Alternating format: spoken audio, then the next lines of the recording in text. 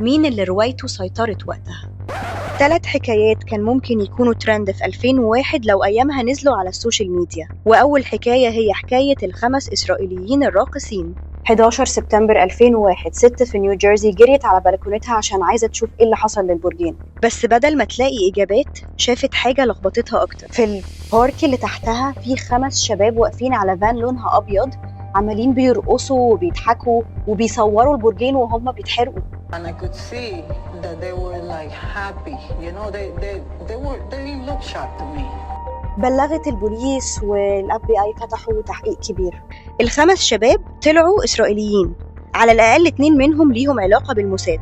الفان اللي كانوا واقفين عليها تابعة لشركة اسمها Urban Moving Systems، وصاحب الشركة هرب على إسرائيل بعد أول تحقيق معاه. بعد فترة جريدة The Forward نشرت عن مسؤول كبير سابق في المخابرات الأمريكية إن التحقيقات استنتجت إن الشركة دي واجهة للموساد، بمعنى إن هما كانوا شغالين على عملية استخباراتية إسرائيلية جوه أمريكا عشان يراقبوا المسلمين اللي هناك. أمريكا المفروض كانت تقلق، لكن بعد شهرين إدارة بوش تدخلت. ال5 اتسابوا ورجعوا إسرائيل في صفقة سرية. المدعي العام وقتها جون أشكروفت وقع الإفراج، وكان معروف إنه مسيحي صهيوني، وبعد كام سنة بقى لوبي لصالح إسرائيل.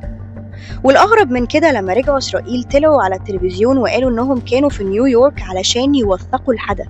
طب إزاي توثق هجوم لو ما كنتش عارف إن هو هيحصل؟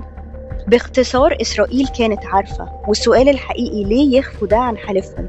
وليه ما حموش المدنيين الأمريكان من الكارثة دي؟ وده ياخدنا للحكاية التانية، رد فعل نتنياهو على 11 سبتمبر.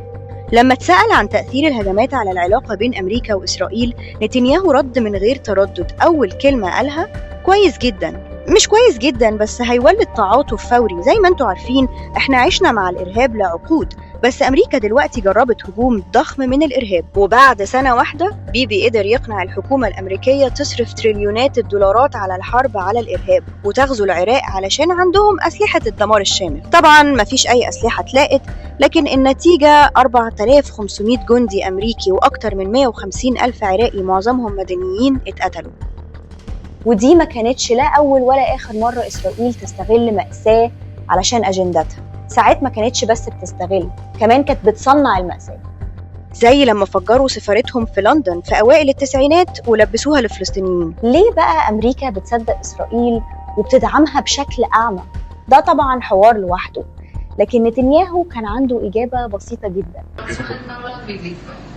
במיוחד היום עם אמריקה, אני יודע מה זה אמריקה. אמריקה זה לא שאפשר להזיז אותו, להזיז לכיוון הנכון. أظن ده كفاية يجاوب على سؤالي مين اللي حكايته سيطرت، لكن لسه في حكاية كمان: فخ الإطار الزمني. دي مش حكاية عن ناس، هي حكاية عن أسلوب. الإطار الزمني هو إنك تختار لحظة واحدة وتعلق القصة كلها عليها. تختار مشهد، قرار، انفجار، ده يبقى اليوم 0، اللي قبله يتشال من الصورة واللي بعده بيتبرر.